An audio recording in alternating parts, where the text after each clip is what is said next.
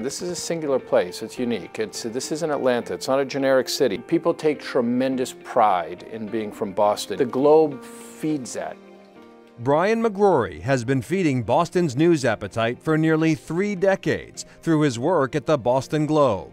McGrory covered news as a hard-nosed reporter, provided readers with context as a columnist, and since 2012, he's been steering the ship as the paper's editor. Oh, everything has changed in the last 10 years, literally everything. I mean, and it's all because of the internet. It's been the bane of this industry in many ways because it's basically allowed anybody to publish.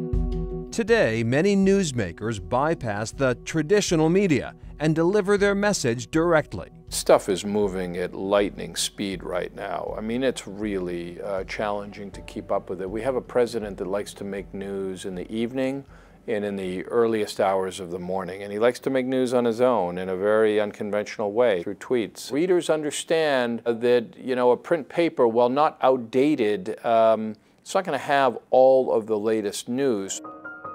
So how do newspapers stay relevant in this constantly shifting news cycle? What we try to do in a print paper is provide more context than anybody else might get. We know that, you know, online we can be up to the second with stuff, and in print we try to give the fuller picture. Fake news, folks, fake news. What's your message today? Typical New York Times fake stories. Distrust of the mainstream media is certainly up in some quarters, but the impact is not what you might expect, says Northeastern University journalism professor Dan Kennedy. The quality press has universally seen a rise in digital subscriptions. The Washington Post, the New York Times are up a lot. The Globe is up to some extent. And that is often thought to be the Trump effect. Last year was our best year ever for digital subscription growth. We're up 35% year over year. We did see a significant bump from the Trump impact, but it's not just that. It's a lot of the stories that we follow. The Patriots run to the Super Bowl was a big driver as well. But will readers, especially younger ones, keep paying? Globe Managing Director Linda Pizzuti Henry is confident they will. The next generation is being trained to pay for things like Netflix. And the idea of paying for games or other membership things, the idea of paying for content is actually natural to them. The job is on our organization to show why our journalism is worth paying for.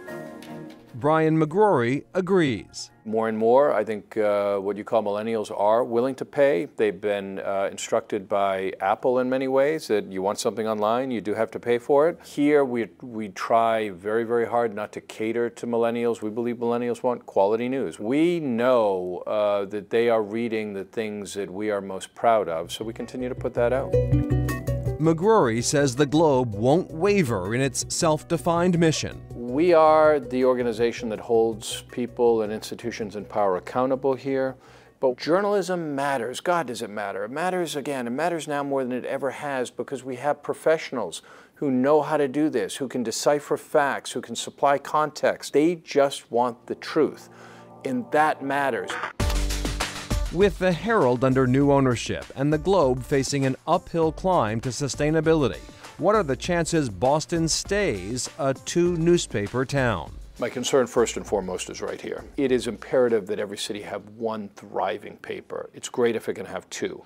I'm really worried about the Herald with digital first media. It is a chain of newspapers. It does not have a good reputation in terms of investing in journalism. There is some really fundamentally very good journalists over there that I'm worried about whether this new company will keep them. What do you see, if you can, as the future of the Globe? It's a tough, tough question, and this is going to sound more glib than I intended to.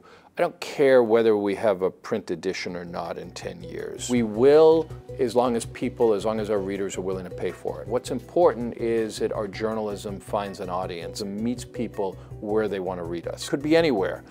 That's what's important. And Brian McGrory tells us the Globe is investing in staff, namely in investigative reporting. He says over the past few years, the Spotlight team has tripled in size. Meanwhile, some Globe subscribers received notices a few weeks ago that their home delivery rates are going up to about $19.70 a week. That's close to $80 a month compared to about $65 a month currently. Ted Reinstein says paying for news is money well spent.